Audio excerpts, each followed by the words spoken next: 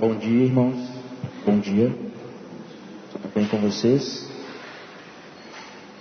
Tudo bem? Todo mundo em ritmo de férias ainda, né? Última semana, né? Semana agora já começa as aulas. A gente tem que animar mais. Mas graças a Deus, muito bom nós podemos estar aqui novamente, compartilhando das Escrituras, compartilhando como a gente falou aqui, desde janeiro, né? Nós estamos nesse processo de construção, de construir um lugar seguro, e o Sermão do Monte ele nos proporciona isso, um lugar que a gente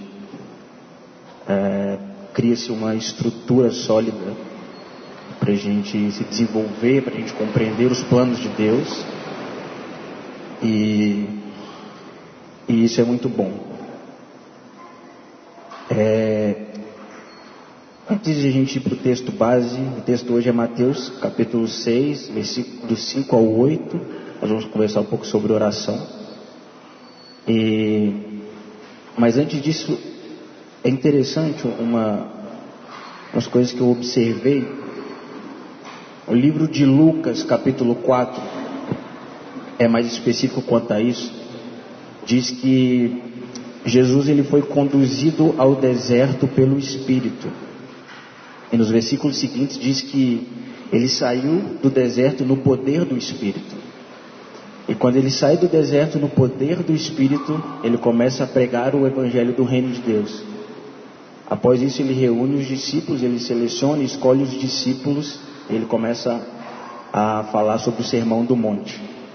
O que eu percebo é que a partir do momento em que ele sai no poder e na autoridade do Espírito, tudo que é construído no Sermão do Monte tem a ver com nós desenvolvermos o poder do Espírito. Então, desde o início do ano nós estamos falando sobre isso, sobre o poder do Espírito. E como que a gente percebe as coisas do poder do Espírito? É quando você começa a perceber a conduta que ele exige de nós, como que ele nos cobra um determinado comportamento a partir das suas palavras. Isso é desenvolver o poder do Espírito de Deus. Isso é você se mover em autoridade na terra. Isso é nós liberarmos uma influência do reino de Deus na terra. Ser justo, mas uma justiça que tem a ver com aquilo que ele determinou como justiça, uma justiça que tem como parâmetro os princípios do reino de Deus. É da outra face, o perdão. Isso tudo nos coloca numa condição de vivermos contra uma cultura. E quando nós vivemos contra uma cultura é porque aquilo que está em nós fala de uma outra cultura, fala de um outro tipo de comportamento, fala de outros hábitos que nós vamos gerando e vai sendo construído. Por isso é importante nós termos uma mentalidade mais ampla, no sentido de percebermos as coisas de Deus como construção. Porque o nosso Deus não é um Deus imediatista. Ele é um Deus de planos. E a oração, penso eu que ela tem muito a ver com estratégias. Porque ela tem a ver com estratégias porque ela exige de nós uma mentalidade ampla, uma mentalidade, um princípio que tem a ver com compreender processos, compreender construções. E por isso nós estamos falando desde o início do ano sobre o Sermão do Monte. Porque nós estamos querendo construir algo. Nós não estamos aqui para pegar algo pronto, como se nós tivéssemos acesso a algo já pronto e está aqui. Porque não é uma rede de fast food, né? Nós estamos construindo um coração, gerando pessoas, nos tornando pessoas diferentes, nos tornando pessoas que têm a ver com o reino de Deus, nos tornando pessoas de princípios, pessoas de valores bem definidos, mas não valores pautados numa realidade mundana, numa realidade humana, que fala daquilo que eu necessito, que fala daquilo que eu preciso, mas nós vamos ver no decorrer do texto que ele fala justamente até mesmo sobre as nossas necessidades, e aquilo que eu penso que é minha necessidade talvez nem seja. Isso nos confunde às vezes, e essas confusões nos paralisam em determinados processos. Então é importante nós compreendermos que temos o Espírito, mas precisamos desenvolver o poder do Espírito, a capacidade de perceber as coisas, a capacidade de exercermos autoridade em determinadas situações da nossa vida, porque em outro texto no Sermão do Monte a gente observa que existem dois outros senhores, né? Existe um outro Senhor, e é importante nós sabermos que essa autoridade nos permite ser Senhor dessas coisas, porque é isso o princípio de Gênesis. Você domina, você nomeia as coisas, porque eu te dei autoridade sobre isso, eu te dei autoridade sobre a terra. E esses valores, esses princípios, nós vamos perdendo eles. Nós não temos uma condição, e às vezes o mundo, as realidades da vida, elas nos roubam essa percepção de que nós somos senhores das coisas. Porque com a queda, nós vamos perdendo esses valores, nós vamos ficando mais distantes da imagem que Ele nos criou, do sopro de vida que Ele colocou em nós. E a gente não vê a terra como lugar onde eu exerço a autoridade que Deus nos deu. Nós percebemos a terra como lugar de conflito, como lugar de demandas, como lugar árduo para se viver, como um lugar de provação. E nós levantamos segunda-feira e já tensos, preocupados, porque tem um aluguel, porque tem aquilo, mas nós não conseguimos viver de um princípio de que Ele nos colocou como senhores. E senhores não porque temos posse sobre ela, mas porque temos autoridade sobre ela. Temos autoridade sobre essas coisas. E acredito que isso é desenvolver uma vida no Espírito. Isso é gerar o poder do Espírito em nós. Amém? Isso é só para a gente compreender e a gente tentar ampliar um pouco a nossa mentalidade. Porque uma coisa que eu percebo na igreja a igreja de uma forma geral, a igreja brasileira e tudo que tem sido construído é que nós nos voltamos muito para nós mesmos. E nós começamos a construir e começamos a estabelecer doutrinas e estabelecer uma forma de comportamento que tem a ver com você responder a você mesmo. Com você ou com nós respondemos aos nossos próprios anseios ou até mesmo a nossa espiritualidade. Ela é ornamentada de uma forma que eu valorize aquilo que eu faço diante de Deus. E eu não me concentro naquele que é a referência da minha adoração, mas eu me concentro na forma como eu faço a adoração. Já perceberam isso? Vocês conseguem compreender o que eu estou falando? Como uma espécie de autoadoração. Porque eu não me concentro naquele que é o ser que me proporciona adorá-lo. Onde eu me rendo e o adoro. E não existe mais uma figura ou uma imagem que eu me concentre e contemplo.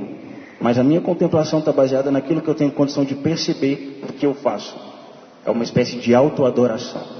Eu me concentro nas minhas palavras. Eu me concentro na forma como eu me comporto no culto. Eu me concentro nos meus gestos. Porque eu estou mais distante da imagem de Deus. Porque o pecado ele nos rouba a imagem e a semelhança. Ele nos fez a sua imagem e semelhança, para que sempre esteja diante de nós o símbolo ou a realidade da nossa adoração. Porque a nossa vida é um culto a Deus. Nós o adoramos porque a imagem dele está em nós. Nós perdemos essa imagem. O pecado ele nos roubou isso. Ele não nos roubou somente do jardim, ele não somente nos tirou do jardim, mas ele nos roubou uma capacidade de cultuar a Deus de uma maneira plena, de uma maneira digna, porque nós não nos rendemos mais a Ele completamente, porque nós perdemos a imagem que nós devemos adorar. E como nós tentamos recuperar a imagem? Criando outras imagens. Idolatria.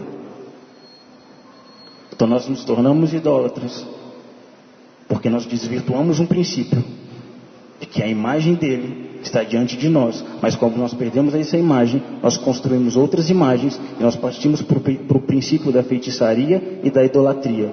E a imagem que nós reproduzimos é a nossa própria imagem. Nós caímos num culto que nós adoramos a nossa própria imagem. E fica tudo num plano terreno. E não existe mais o céu na terra. Irmãos, isso é para a gente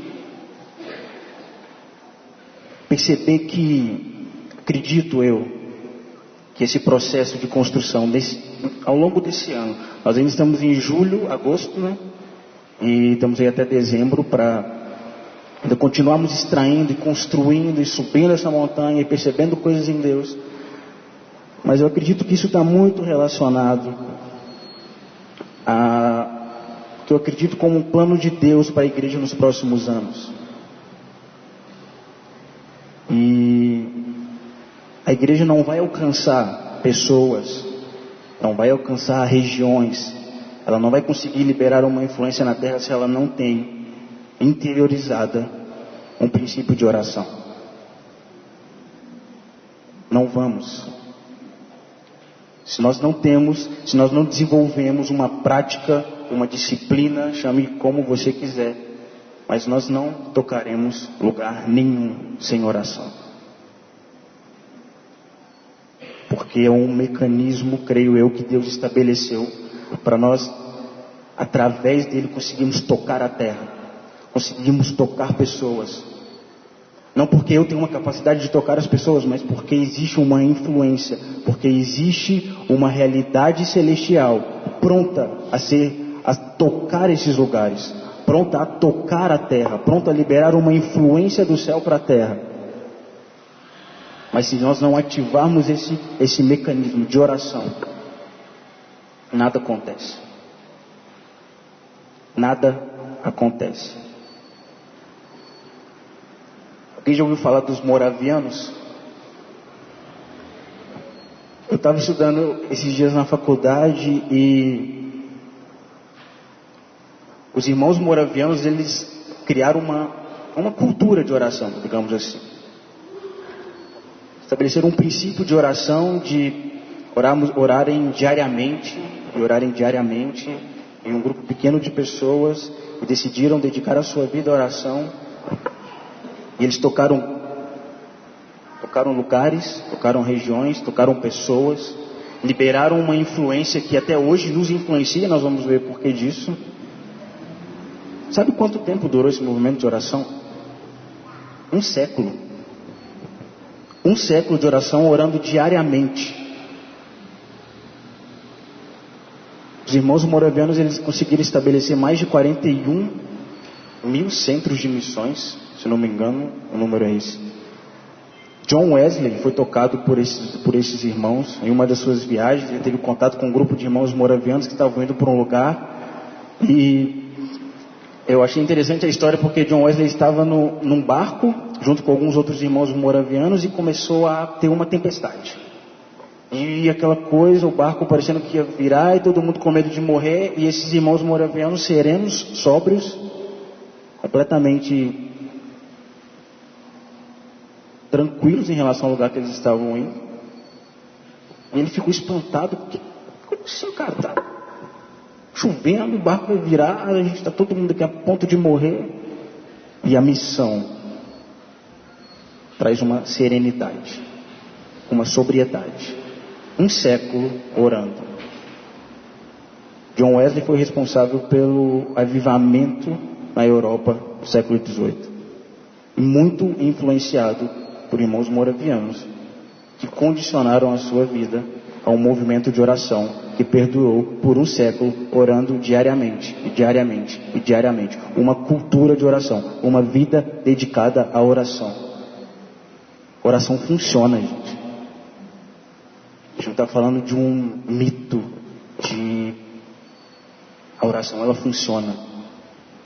E ela funciona tanto que os discípulos de Jesus perguntaram: por que os discípulos de João Batista oram, e a gente está aqui? E como que é orar? Nos ensina. Como que ora? Já existia naquela época e a realidade que Jesus viveu na época já era tomada por uma realidade de oração. Porque existe a oração e existe a oração. Então vamos para o texto. Mateus capítulo 6.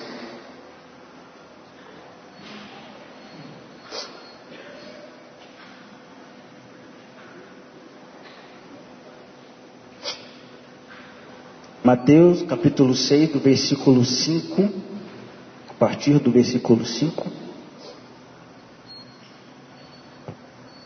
até o versículo 8.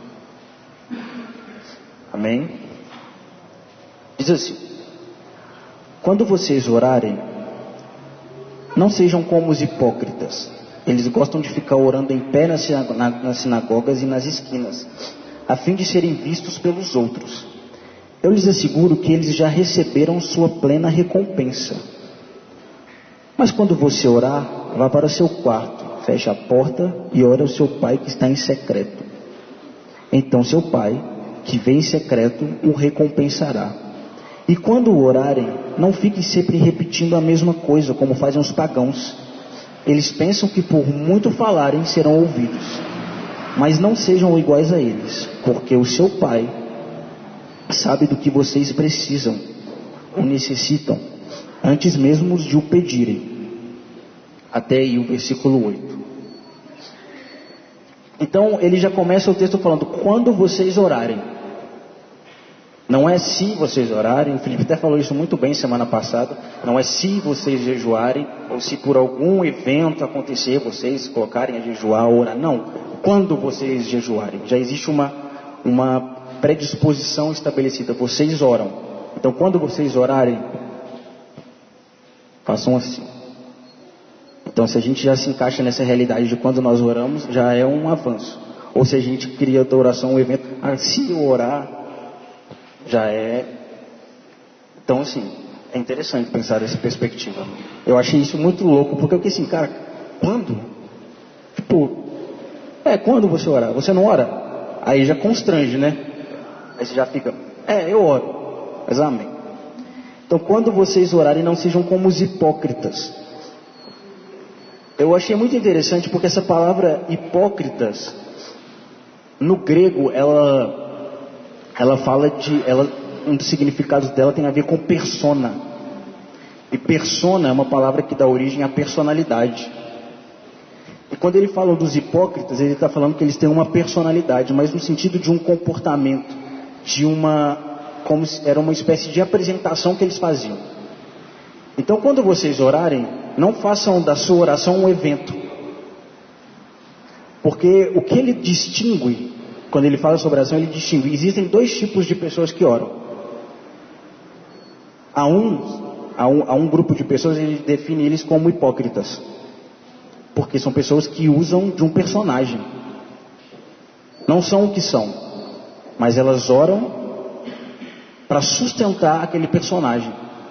Elas oram para sustentar uma imagem que elas estão querendo mostrar para um grupo específico de pessoas. E mais à frente ele vai falar, essas pessoas já receberam seu galardão. Que é o quê? Ser visto. Elas querem ser vistas, elas já foram vistas. Deus é bom, você foi visto. Não é isso que você procurava. Agora vocês, quando orarem, vão para o teu quarto. Feche a tua porta e ore ao teu pai que vê em secreto. Porque o pai vê no secreto. Ele não vê. Esse grupo de hipócritas, eles oram em um lugar em que Deus não vê. Porque eles oram para eles mesmos. Eles oram. Cumprem um princípio, cumprem a lei. Tudo bem. Mas vocês oram em secreto. E eu achei interessante porque o secreto, o quarto, que é o lugar secreto, quando ele fala o quarto, ele não está falando especificamente sobre você chegar no seu quarto, ou trancar a sua porta, assim, creio eu, mas o quarto, acredito eu, que fala sobre uma intenção humana que parte de nós, que fala sobre um esforço em cumprir uma disciplina, porque você vai até esse lugar, e o lugar secreto é um lugar espiritual. Então é o seu esforço, é a sua disciplina te movendo para um lugar espiritual. Porque Ele vê no secreto. Esse lugar secreto é um lugar de Deus. É um lugar de Deus. E nós acessamos esse lugar a partir do meu esforço em ir até esse lugar. Está dando para entender?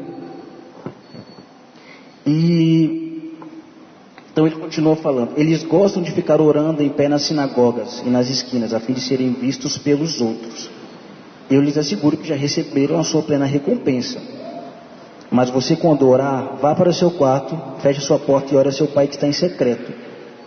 Então seu pai que vem em secreto o recompensará. Isso é um ponto que me intriga. O que é essa recompensa de Deus? O que eu busco quando eu me dedico à oração? Porque eu fiquei pensando, amém, vou orar. Mas onde está essa recompensa? Qual é o sentido dessa recompensa? Qual é o propósito dessa recompensa? Porque ao mesmo tempo Tiago vai falar assim que nós pedimos, oramos, mas não somos atendidos porque pedimos mal. Porque você pede baseado nos seus próprios interesses, nos seus próprios desejos. Nós pedimos para satisfazer os nossos próprios desejos. E muitas vezes nós vamos orar inclinados a convencer Deus daquilo que nós precisamos, ou daquilo que é o meu desejo. Só que a questão de Tiago não é uma questão de eu não poder ter desejos, mas a questão é, quais são os meus desejos? E eu fui pesquisar e estava até conversando com a Jaque esses dias lá em casa, e ela até me falou sobre isso. E o desejo tem a ver com os seus pensamentos, porque essa palavra no original, desejo, fala de pensamentos. Então, a nossa oração está muito condicionada à forma como pensamos, a nossa mentalidade. E por isso que quando eu comecei falando sobre Lucas, e antes de Jesus falar sobre o Sermão do Monte, ele começa a pregar o Evangelho do Reino, e a primeira coisa que ele fala é arrependei-vos. Ou seja, muda a sua mente para tudo que eu vou falar a partir de agora. Então a condição de nós desenvolvermos uma vida no poder do Espírito tem a ver com a forma que você pensa precisa de ser mudada. E para você mudar os seus desejos, você precisa de mudar, e nós precisamos de mudar a forma como pensamos. Porque a forma como eu penso cria uma imagem. Eu imagino algo. Eu penso, eu imagino. A partir da minha imaginação, eu consumo. E aquilo se torna uma realidade. Então ele fala, muda isso. Muda o que você está vendo, muda o seu foco, muda o seu desejo, muda o seu desejo, porque o seu desejo vai te mover, ele que vai te impulsionar, ele que vai fazer você andar em direção àquilo que você quer. O nosso desejo vai fazer isso.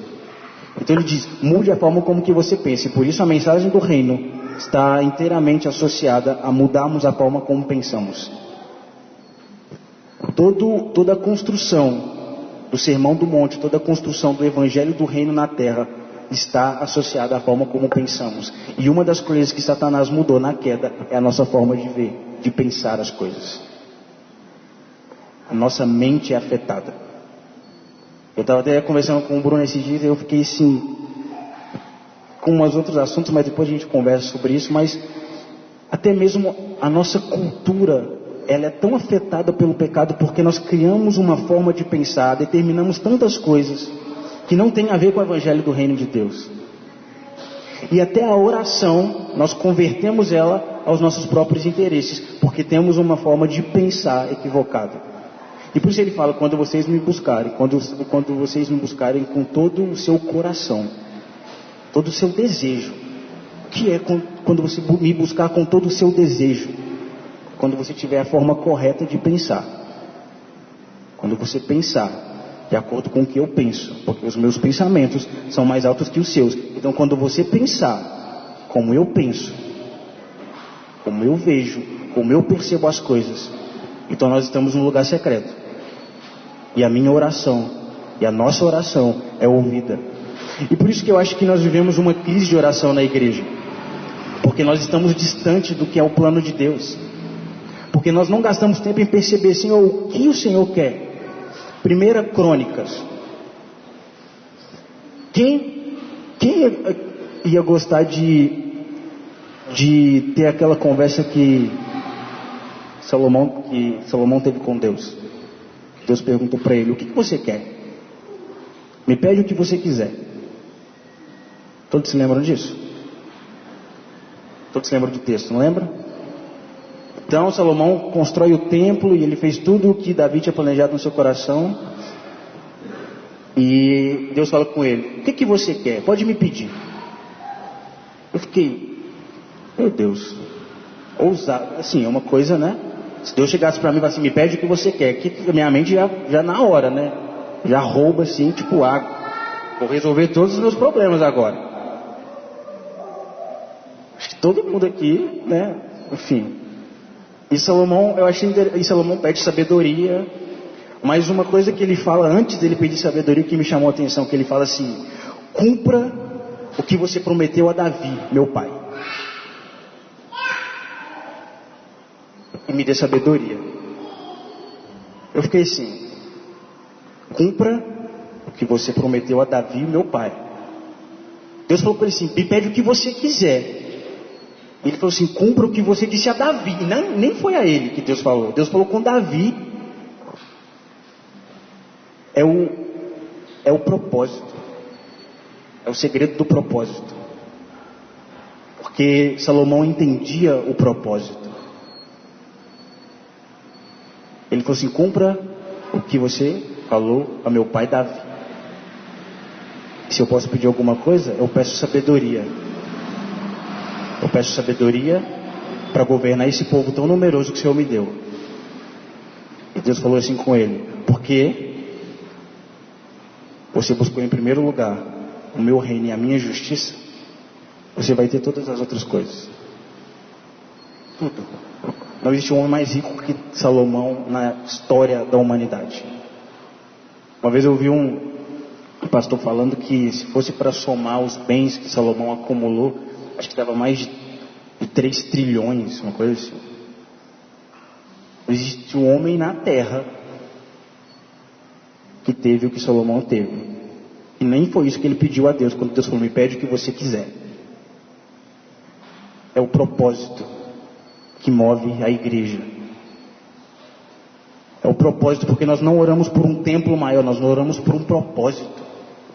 E qual é o propósito? Fazer o nome dele conhecido na terra.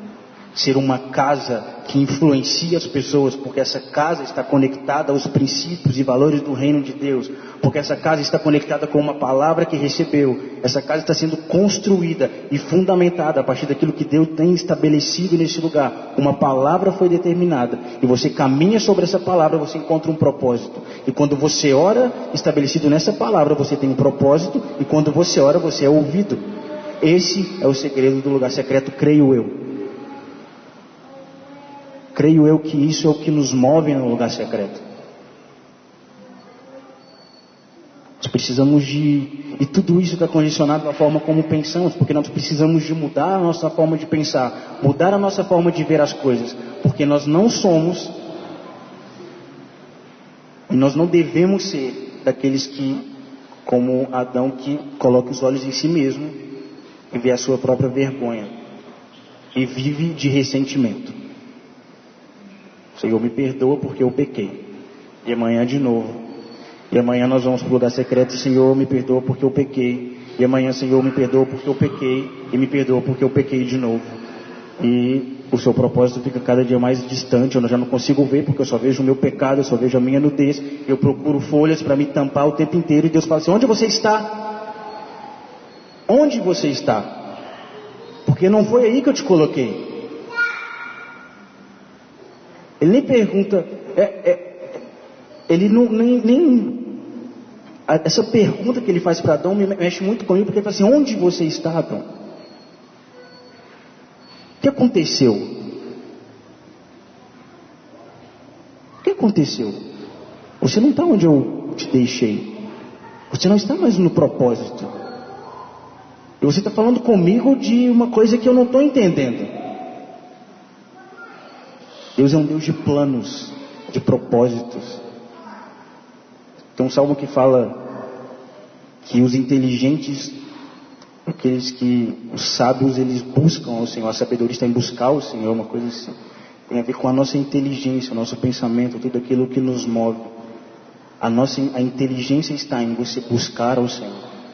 Em buscar ao Senhor. O lugar secreto é o lugar que nós desenvolvemos inteligência. Inteligência. Por isso que Salomão ele teve acesso à sabedoria. Porque ele estava num lugar de propósito. Um lugar onde ele podia compreender os planos de Deus. E esse lugar libera inteligência, propósito. Às vezes falta à igreja, de uma maneira geral, inteligência. Nós estamos tão desconectados de Deus que criamos certas coisas que não fazem sentido, gente. E esse não fazer sentido é coisa que os pagãos fazem, porque os pagãos não conhecem a Deus. O versículo, no versículo seguinte ele fala: e quando vocês orarem, não fiquem sempre repetindo a mesma coisa como fazem os pagãos. A questão não é repetir as coisas. A questão é repetir coisas inúteis. Não existe problema em repetir uma oração. O problema é quando você repete coisas que são inúteis. E esse é o sentido dele estar falando. Não fiquem sempre repetindo as mesmas coisas, porque isso fazem os pagãos. Os pagãos não conhecem a Deus. A definição de pagãos tem a ver com aqueles que são sem lei. Eles não têm lei, eles não têm uma legislação que o rege. Eles não têm princípios que governam a vida deles. Não, eles vivem por eles mesmos. E eles acham que no agir por símbolos, no cultuar a símbolos, no subir escadaria, ou pagar promessa, isso vai convencer Deus do que eles precisam. Isso é uma vida desconecta de propósito. Isso é paganismo. Isso não tem a ver com uma realidade do reino de Deus. Isso não tem a ver com Deus. Tem a ver com assim, agora eu vou subir as escadas de joelho. E o Senhor vai me dar o que eu preciso, porque eu paguei o preço. Deus é misericordioso, irmãos. Talvez até sim. Mas não tem propósito nisso. Não tem propósito.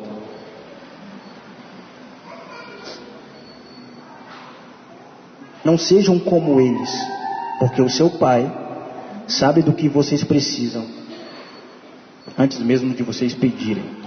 Porque aquilo que entendemos como necessidade, nem sempre Deus vê como uma necessidade para nós. Ele sabe o que você precisa, mas Ele quer te estimular a orar, a compreender, porque o plano dele é te fazer como Ele é, como Ele é, como Ele pensa, como Ele vê as coisas, como Ele se relaciona com a igreja, o porquê Ele estabeleceu a igreja. Quando você vai ler o livro de Efésios, no capítulo 6, Paulo fala assim: então, quando vocês estiverem orando. Só que Paulo está falando baseado em tudo que ele falou desde o capítulo 1 de Efésios. E talvez seja uma carta mais desafiadora para a igreja, né? Muitos teólogos a tratam como uma carta para uma igreja mais madura da época. E Paulo fala assim: então quando vocês orarem, só que antes de, quando ele está falando sobre oração, ele fala sobre o lugar que a igreja ocupa, que é nas regiões celestiais. Então ele fala assim: quando vocês compreenderem o lugar que vocês ocupam, a esfera de atuação que vocês têm, que é um lugar celestial, para liberar uma influência na terra, quando vocês tiverem consciência desse lugar. Agora vocês já entenderam esse lugar? Então orem. Porque a oração, ela libera a terra. Ela libera. E, curioso algo.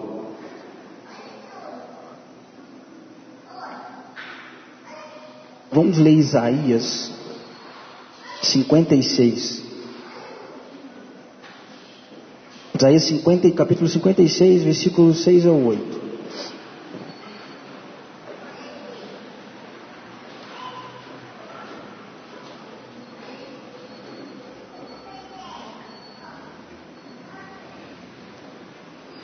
A partir do versículo 7. Só uma citação. Esses eu trarei ao meu santo monte, e lhe darei alegria em minha casa de oração. Seus holocaustos e demais sacrifícios serão aceitos em meu altar, pois a minha casa será chamada casa de oração para todos os povos. Isaías está profetizando algo quando ele fala da junção dos gentios com os judeus e um lugar estabelecido em Sião, que será o centro de governo do Messias no milênio. E esse lugar será chamado de casa de oração. A oração não é algo que nós fazemos só aqui, meus irmãos. A oração é algo que nós vamos fazer no futuro. Aqui nós estamos desenvolvendo o sacerdócio que iremos exercer numa casa de oração para todas as nações. Pense que o Messias ele estabeleceu um lugar que ele vai reinar por 1000 anos e chamou esse lugar de casa de oração. Isso causa arrepios na gente?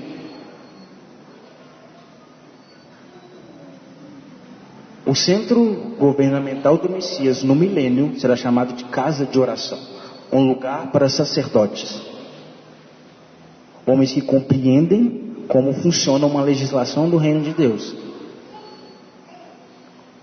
homens chamados por uma autoridade, homens formados, e Apocalipse vai dizer que nós fomos feitos sacerdotes. Eu só estou dizendo isso para a gente compreender a responsabilidade que é orar. E oração funciona. Oração funciona. Quando você ora sabendo que Deus está naquilo. Quando Salomão consagrou o templo, ele falou: quando todos os povos, quando os gentios olharem para esse templo e saberem que aqui está dedicado ao seu nome, este templo é dedicado ao seu nome. Orar em nome do Senhor tem a ver com você orar por aquilo que Ele está. Não é um amuleto. Em nome de Jesus. Quando você fala em nome dEle, Ele tem que estar. Ele está, então eu falo em teu nome. É uma espécie de procuração. O meu nome está nisso. Então eu estou fazendo isso porque o seu nome está. Deu para entender? Salomão dedicou o templo ao nome do Senhor. Então toda oração que for feita olhando para esse lugar, em teu nome, eu ouvirei dos céus. E quando você vai ver Daniel, quando ele está exilado na Babilônia, sempre que ele ia orar, o que ele fazia? Ele abria as janelas para o Oriente e orava: em teu nome eu oro. Eu voltado para o templo, porque ali está o teu nome, e eu estou orando em teu nome, e o Senhor está nisso. Então eu oro.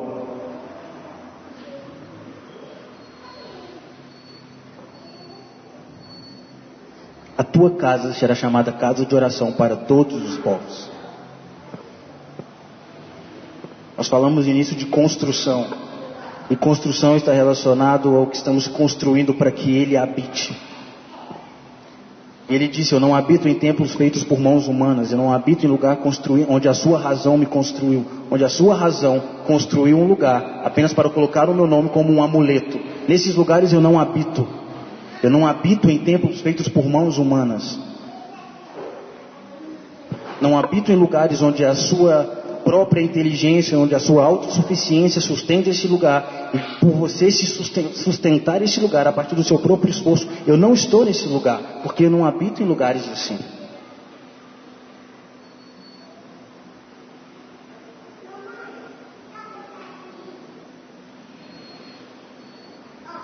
Mas a minha casa será chamada casa de oração para todos os povos, todas as nações. E quando ele fala todas as nações, ele não está falando apenas de países diferentes, mas ele está falando de qualquer grupo que tenha um comportamento diferente. Grupos, etnias, pessoas de costumes diferentes, pode ser até bairros diferentes. É para todos os povos, porque todos os povos, independente daquilo que constroem os seus hábitos, todos os povos um dia estarão reunidos em uma casa de oração, porque a casa de oração tem a ver com uma cultura de oração sendo formada, uma cultura que amplifica, que espalha, que que alcança os lugares a partir de uma influência do Espírito de Deus. E nós estamos construindo, a partir de toda esta dinâmica do Sermão do Monte, nós estamos construindo um lugar para que Ele esteja. E a oração é uma ferramenta fundamental. Fundamental porque é um fundamento. E é nesse fundamento que ele constrói. Paulo não ia a nenhum lugar sem antes orar ou sem antes pedir os irmãos de determinada igreja que orassem para que ele estivesse naquele lugar. Entende o princípio? Eu não vou enquanto eu não tiver clareza se eu tenho que ir. E como eu tenho clareza se eu tenho que ir? Quando eu oro. Porque eu posso estar pregando a mensagem do reino de Deus, falando do evangelho a determinados lugares, mas eu só estou falando. Ele não ia a esse lugar, não. Eu não tenho que falar do evangelho nesse lugar, porque não me foi confirmado em oração. Porque a oração sustenta a missão. Quando eu tenho uma vida de oração, eu tenho clareza do que eu tenho que fazer. Eu tenho clareza de onde eu tenho que estar. Eu tenho clareza do propósito, do porquê eu estou naquele lugar. Não somente eu oro para Deus, Senhor, abençoa a mensagem. Não, eu sou a mensagem. Nós somos a mensagem. Eu tenho que estar nesse lugar. Isso é uma vida dedicada à oração, porque a oração faz parte. Paulo fala no livro de Efésios que orem o tempo todo no Espírito. Orem o tempo todo no Espírito. Orem o tempo todo. Por quê? Porque o tempo todo, o que você está fazendo? O que nós fazemos o tempo todo? Outro dia eu li um artigo que fala o quanto de pensamentos que nós produzimos diariamente. Eu não sei o número exato. Mas o que nós estamos fazendo o tempo todo? Pensando. O tempo todo nós estamos calculando. Pensando, calculando, fazendo contas, isso e aquilo. A gente está o tempo inteiro pensando. E quando Paulo fala, orem o tempo inteiro no Espírito, pensem o tempo inteiro nas coisas do alto. É o que ele fala em Colossenses capítulo 3, pensem as coisas do alto, porque a sua vida está escondida com Cristo nesse lugar. Pensem o tempo inteiro nas coisas do alto. E isso não é, irmãos, ser místico, pensar nas coisas do alto como desconecto da realidade daqui. Pensar nas coisas do alto tem a ver com como eu me comporto com aquilo que pode influenciar essa terra, que tem a ver com Deus. Que tenha a ver com Deus. E quando eu penso nas coisas que têm a ver com Deus, o tempo inteiro eu penso no que eu estou pensando. Isso é orar o tempo inteiro no Espírito. Orem o tempo todo, porque isso vai nos permitir transformar a nossa natureza pecaminosa numa natureza que tem a ver com Cristo, tem a ver com Yeshua. Porque eu acredito que era isso que o movia, porque ele não fazia nada se não estivesse vendo o Pai fazendo.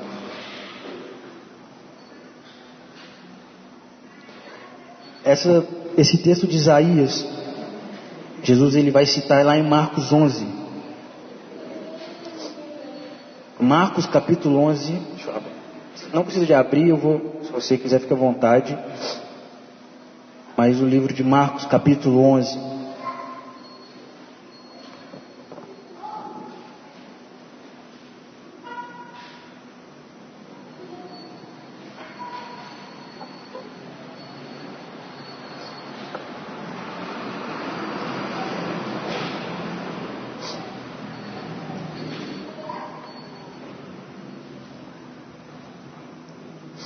No dia seguinte, Marcos capítulo 11, a partir do versículo 12. No dia seguinte, quando estavam saindo de Betânia, Jesus teve fome. Vendo à distância uma figueira com folhas, foi ver se encontraria nela algum fruto. Aproximando-se dela, nada encontrou a não ser folhas, porque não era tempo de figos. Então lhe disse, ninguém mais coma de seu fruto. E os seus discípulos ouviram-no fazer isso. Chegando a Jerusalém, Jesus entrou no templo ali e começou a expulsar os que estavam comprando e vendendo. Derrubou as mesas dos cambistas e as cadeiras os que vendiam pombas, e não permitia que ninguém carregasse mercadorias pelo templo, e os ensinava dizendo: não está escrito, a minha casa será chamada casa de oração para todos os povos? Mas vocês fizeram dela um covil de ladrões. Todo mundo conhece muito esse texto. E é desafiador pensar, por que Jesus vai ver a figueira, seca a figueira e daqui a pouco ele entra no templo e faz o que faz no templo? Creio eu que era uma denúncia quanto ao comportamento do templo, o que ele faz com a figueira. Porque a figueira tinha folhas. E por estar estabelecida em Jerusalém e por ser um lugar fértil, era-lhe permitido ter folhas, mas ela não tinha essência. Ela não produzia nada. O templo era o templo. Então ele falou: seque essa figueira e ninguém mais coma do seu fruto. Porque nós podemos até estar plantado num lugar fértil, podemos até ter uma aparência de fertilidade, mas quando alguém chega perto de nós, nós não conseguimos tocar em ninguém, porque não tem essência. E quando ele fala, quando ele quebra o templo e fala: a minha casa será chamada casa de oração, ele fala: vocês precisam resgatar a essência desse lugar. Só que como vocês corromperam esse lugar vai ser destruído. Porque não ficará aqui pedra sobre pedra. Assim como a figueira secou e ninguém mais vai comer do fruto dela, esse lugar também não vai mais existir. Mas eu vou reconstruí-lo em 3 dias, no meu corpo. Quem é a casa de oração do Senhor? Entende? Quem é a casa de oração?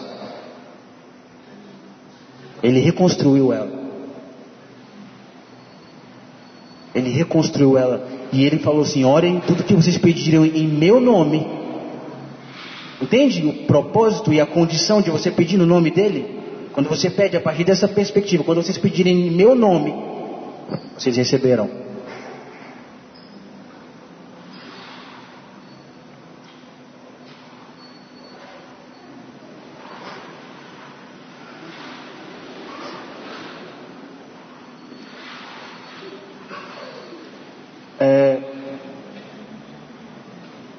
Essas coisas precisam descer ao nosso coração. Essas coisas precisam ocupar um espaço na nossa vida.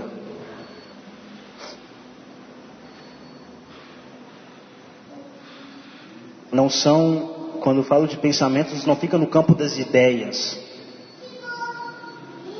no sentido de coisas abstratas, no sentido de pensamentos que se dissipam, que vêm, que vão, mas essas coisas precisam de comprometer o nosso coração, comprometer a nossa realidade de vida, comprometer o nosso comportamento e a nossa responsabilidade com o lugar secreto.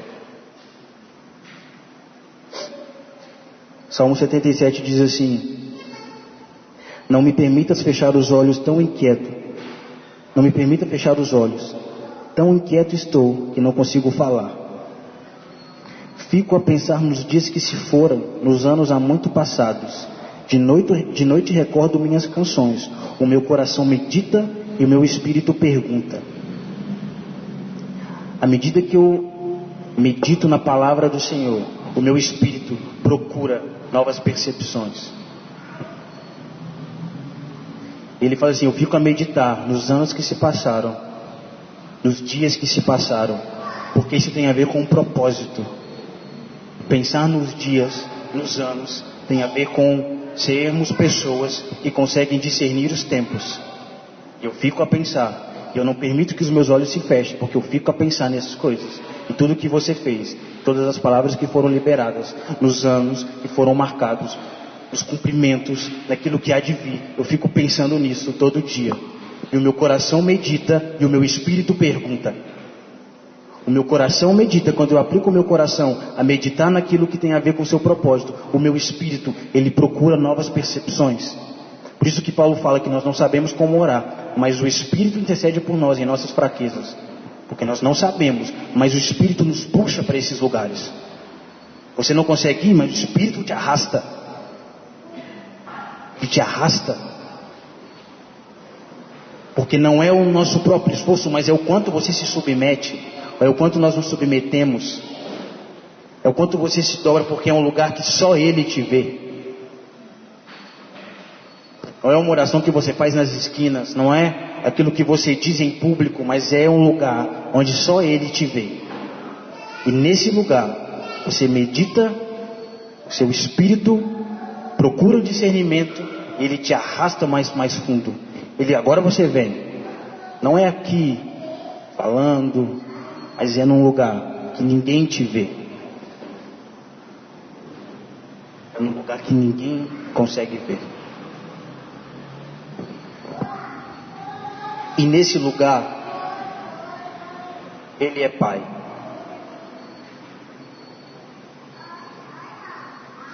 Porque às vezes nós nos concentramos somente em uma faceta de Deus.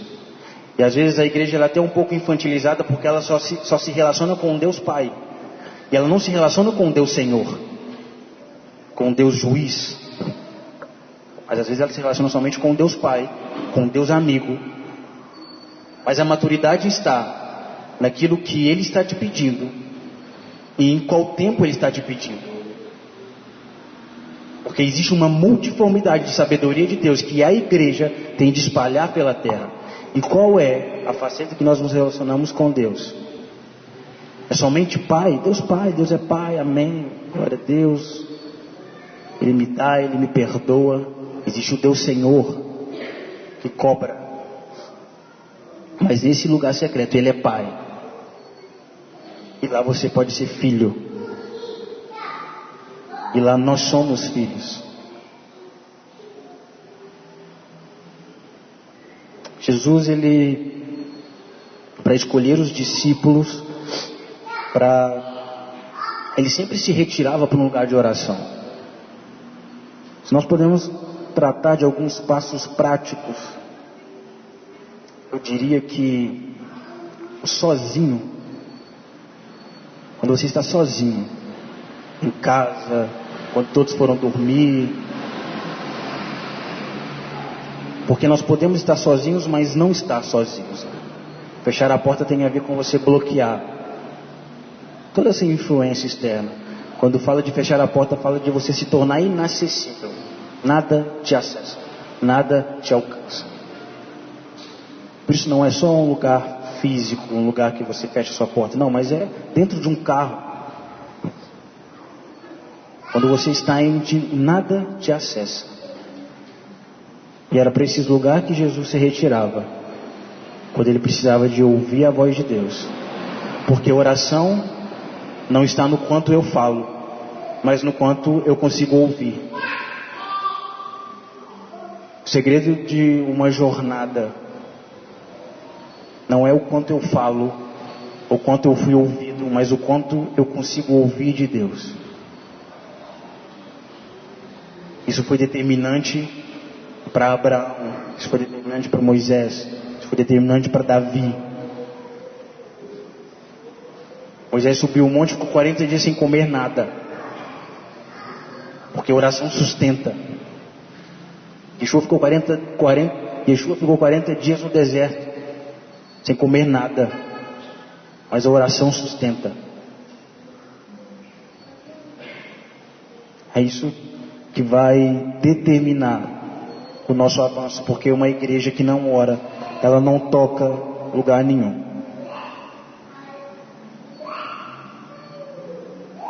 Desenvolver esse poder do Espírito e essa disciplina da oração, essas práticas, acredito que está muito relacionado à forma como pensamos, a forma como percebemos, a forma como nos interagimos com essa realidade, a forma como eu me disponho a fazer parte daquilo que Deus tem construído na terra. E nós começamos a perceber que não tem completa e definitiva relação com aquilo que eu desejo, com aquilo que eu preciso. Mas a oração, ela me transforma. A prática da oração, ela gera em mim uma mudança que eu consigo, através desta realidade, tocar realidades ao meu redor e influenciar realidades ao meu redor. Uma casa de oração está relacionada a um lugar que influencia, que libera uma influência, que toca lugares, que libera lugares, que libera destinos de pessoas. A meditação é uma chave para isso. A mudança de mentalidade é uma chave para isso. O arrependimento é uma chave para isso. Porque quando nós nos arrependemos, esse lugar, ele se torna mais palpável. Porque o arrependimento é quando eu começo a me despir, a me liberar. Eu não tenho mais amuletos, eu deixo de lado o paganismo.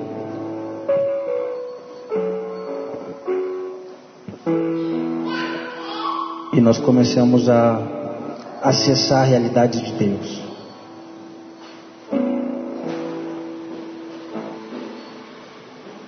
Assim como Salomão, me pede o que você quiser. Construa essa realidade nos seus pensamentos agora. Feche seus olhos.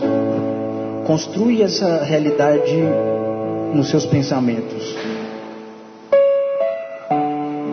Se Deus falasse com você agora, me peça o que você quiser.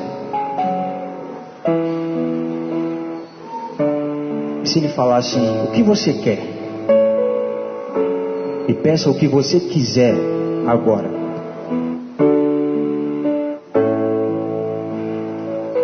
Para onde os nossos pensamentos nos levam? Isso é determinante para você entender onde estamos posicionados na oração.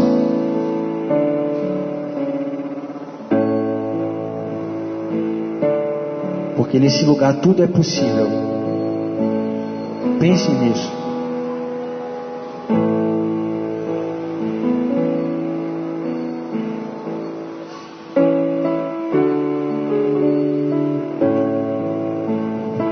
Comece a pensar em épocas marcantes da sua vida. Comece a pensar em palavras que você recebeu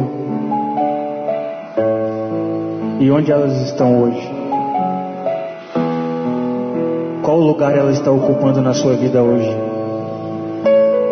Ou se ainda não aconteceu, por que não aconteceu? Pense no que você tem orado. Onde está o propósito da igreja nas suas orações?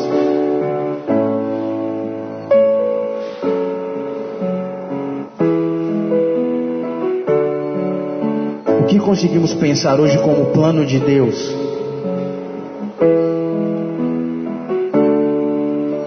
O que conseguimos pensar hoje como plano de Deus para mudar realidades na terra?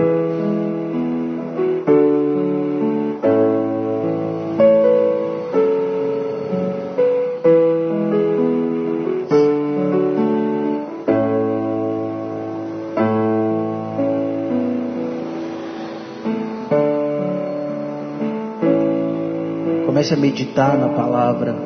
Vá meditando. Medite. Deixe que ela desça ao coração. Deixe fluir a palavra. Deixe fluir o propósito. Eu oro para que palavras adormecidas, oro para que a incredulidade seja quebrada nesse lugar.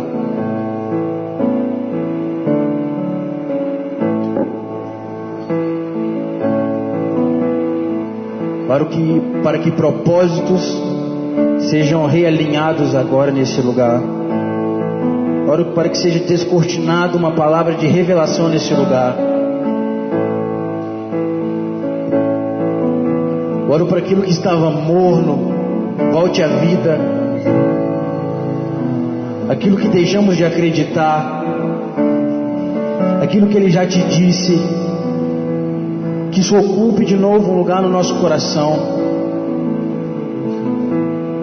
Creia.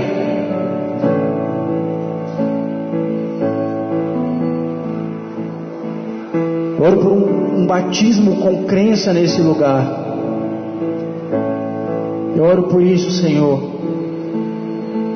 para que o Senhor venha nos visitar, para que o Senhor venha nos visitar com uma palavra de lembrança. Oro para que o Senhor venha nos visitar com arrependimento.